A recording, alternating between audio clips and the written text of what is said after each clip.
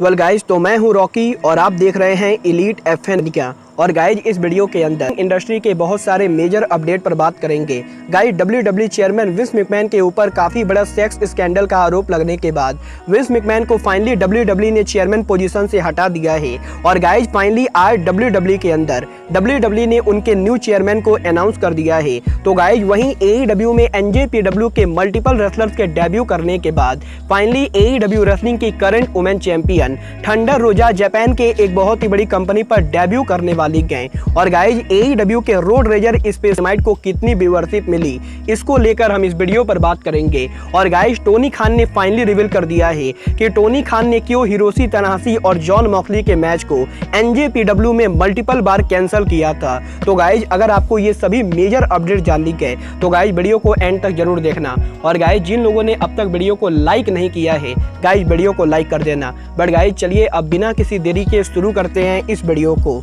और गाइज सबसे पहले बात कर लेते हैं डब्ल्यूडब्ल्यूई चेयरमैन विंस मैकमैन की। वेल गाइज अगर आपने मेरे लास्ट वीडियो को देखा है आप लोगों को ऑलरेडी पता होगा कि डब्ल्यूडब्ल्यूई चेयरमैन विंस मैकमैन के सेक्स स्कैंडल को लेकर डब्ल्यूडब्ल्यूई के बोर्ड ऑफ डायरेक्टर्स ने काफी बड़ा खुलासा कर दिया है। और गाइज डब्ल्यूडब्ल्यूई में विंस मैकमैन के इस बड़े स्कैंडल के एक्सपोज होने के बाद अब फाइनली डब्ल्यूडब्ल्यूई की तरफ से डब्ल्यूडब्ल्यूई ने विंस मैकमैन को कंपनी से बाहर कर दिया है। और गाइज ये कंपनी से बाहर विंस मैकमैन का पूरा एग्जिट ना होके बल्कि हाफ एग्जिट होने वाला है। क्योंकि गाइज यहाँ पर विंस मैकमैन के ऊपर जो आरोप लगे गए अभी वो आरोप पूरी तरह से साबित नहीं हुए हैं। और गाइज इसी वजह से डब्ल्यूडब्ल्यूई के बोर्ड ऑफ डायरेक्टर्स ने ये फैसला लिया है कि विंस मैकमैन को डब्ल्यूडब्ल्यूई कंपनी के अंदर टेम्पोररी तौर पर चेयरमैन की पोजीशन से हटाया जाएगा। और गाइज डब्ल्यूडब्ल्यूई ने आज ये अनाउंसमेंट की गई कि विंस मैकमैन वॉलंटियरली डब्ल्यूडब्ल्यूई के चेयरमैन पोजीशन को छोड़ रहे गए। और गाइज डब्ल्यूडब्ल्यूई में विंस मैकमैन पर इतने बड़े आरोप लगने के बाद विंस मैकमैन खुद इस कुर्सी को छोड़कर पुल डाउन हो रहे गए। और गाइज यहाँ पर अब विंस मैकमैन के चेयरमैन पोजीशन से हटने के बाद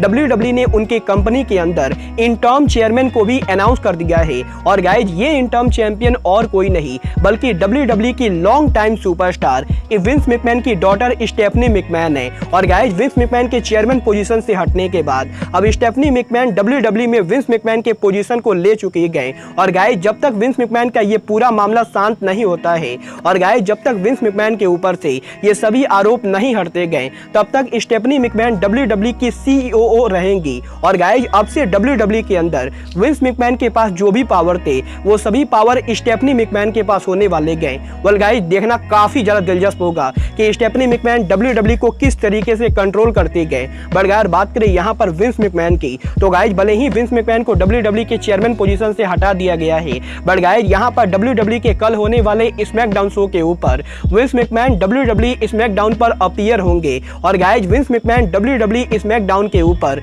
डब्ल्यूडब्ल्यूई में उनके करंट स्टेटस को लेकर बात करेंगे। और गाइज डब्ल्यूडब्ल्यूई का इस तरीके का अनाउंसमेंट करना डब्ल्यूडब्ल्यूई के काफी सारे फैंस को पसंद नहीं आ रहा है। क्योंकि गाइज अगर इस पूरे मामले को सही से देखा जाए तो गाइज विंस मैकमैन का इस टाइम पर स्मैकडाउन पर अपीयर होना ये पूरी तरीके से डब्ल्यूडब्ल्यूई की मार्केटिंग टीम का हिस्सा है। और गाइज डब्ल्यूडब्ल्यूई ये बात अच्छे से जानती गए कि विंस मैकमैन के बाद इतने बड़े आरोप लगने के बाद हर कोई विंस मैकमैन को सुनना चाहता होगा। और गाइज डब्ल्यूडब्ल्यूई विंस मैकमैन के इस पूरे सिचुएशन का फायदा उठा के डब्ल्यूडब्ल्यूई स्मैकडाउन की व्यूअरशिप को बढ़ाने के लिए विंस मैकमैन को लाइव टेलीविजन पर लाने वाली गए। वेल गाइज ये तो अब कल के स्मैकडाउन पर पता चलेगा कि विंस मैकमैन स्मैकडाउन पर क्या अनाउंसमेंट करते गए। बट गाइज बात करें यहाँ पर एईडब्ल्यू की तो गाइज जैसा कि आप सभी को मालूम है एईडब्ल्यू ने उस हफ्ते उनका रोड रेजर स्पेशल शो कराया था। और गाइज बात करें यहाँ पर इस शो के व्यूअरशिप की तो गाइज एईडब्ल्यू के इस हफ्ते road rager special Dynamite show के व्यूअरशिप लास्ट वीक के मुकाबले 19% गिर चुके गए। और गाइज एईडब्ल्यू के इस हफ्ते के डायनामाइट शो की व्यूअरशिप अमेरिका में टीबीएस नेटवर्क के ऊपर मात्र 7,61,000 थी जो कि लास्ट वीक के मुकाबले काफी कम है। और गाइज यहाँ पर ये व्यूअरशिप इसलिए गिरी गए क्योंकि गाइज यहाँ पर अमेरिका के अंदर जब एईडब्ल्यू का डायनामाइट शो हो रहा था तो गाइज उसी समय एनएचएल का फाइनल्स हो रहा था। और गाइज यहाँ पर एनएचएल के फाइनल्स गेम की वजह से एईडब्ल्यू के इस हफ्ते डायनामाइट की व्यूअरशिप काफी ज्यादा गिर चुकी की गई। बट अगर बात करें यहाँ पर डेमोग्राफी फिगर की, तो गाइज 18/49 डेमोग्राफी फिगर के अंदर AEW के इस हफ्ते का डायनामाइट शो नंबर 2 रैंक पर था। और गाइज यहाँ पर NHL फाइनल्स के होने के बाद भी AEW के इस हफ्ते का डायनामाइट शो डेमोग्राफी फिगर के अंदर एक बार फिर से उनके ऊंचाइयों को कंटिन्यू कर रहा है। वेल गाइज देखना काफी ज्यादा दिलचस्प होगा कि अमेरिका में NHL गेम्स के ओवर होने के बाद अब AEW के नेक्स्ट वीक डायनामाइट को कितनी व्यूअरशिप मिलती है। बट अगर बात करें यहाँ पर AEW की, तो गाइज जैसा कि आप सभी को मालूम है AEW और NJPW के upcoming forbidden door pay per view से पहले हमें AEW के हर हफ्ते डायनामाइट शो के ऊपर जापान का कोई ना कोई रेसलर डेब्यू करते हुए दिखाई दे रहा है। बट गाइज यहीं अब AEW की current world women champion thunder रोजा के जापान में डेब्यू को लेकर रेसलिंग ऑब्जर्वर ने काफी बड़ा खुलासा कर दिया है।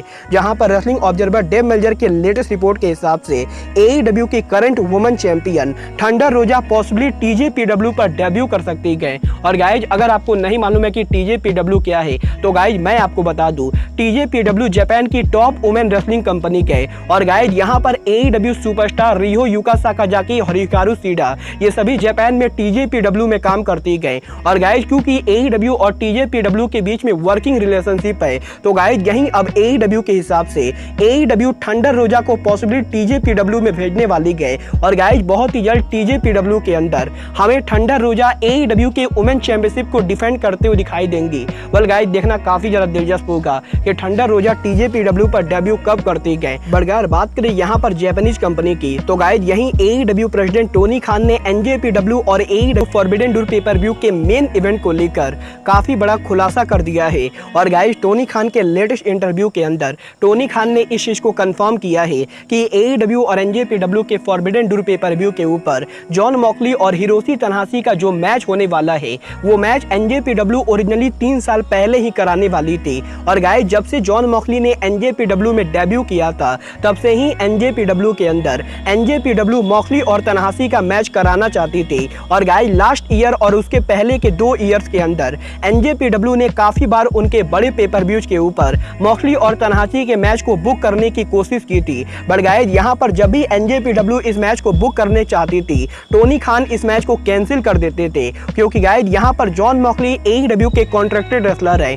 और गाइज टोनी खान नहीं चाहते थे कि जॉन मॉक्सली जैसा रेसलर AEW के बाहर NJPW में जाके जापान के one of the biggest wrestler से AEW के बाहर रेसल करे। और गाइज यहाँ पर टोनी खान ने कहा है कि टोनी को काफी लंबे टाइम से फॉलो करते गए। और गाइज टोनी खान को अच्छे से पता है कि तनाहाशी और मॉक्सली का ये मैच कितना बड़ा मैच है। और गाइज इसीलिए टोनी खान पर्सनली नहीं चाहते थे कि टोनी खान के कंपनी के बाहर किसी और कंपनी के ऊपर बिना AEW के इन्वॉल्वमेंट के ये बड़ा मैच हो। और गाइज अब जबकि फाइनली AEW और NJPW एक साथ आके फॉरबिडन डोर पेपर व्यू को कर रहे गए, तो गाइज फाइनली टोनी खान ने इस मैच को अप्रूव कर दिया है। क्योंकि गाइज इस बार इस मैच का प्रमोशन और कोई नहीं बल्कि AEW कंपनी के अंदर होगा। और गाइज इस मैच को AEW कंपनी के द्वारा कराया जाएगा। वेल गाइज आपको क्या लगता है, टोनी खान का इस मैच को लगातार कैंसिल करना टोनी खान का सही डिसीजन था या नहीं? आप लोग मुझे कमेंट करके बताइए। बट गाइज अब आज के इस वीडियो में बस इतना ही। मैं मिलता हूं आपसे अपने अगले वीडियो में। बट गाइज तब तक के लिए just like Kenny Omega says, goodbye, good night and bang.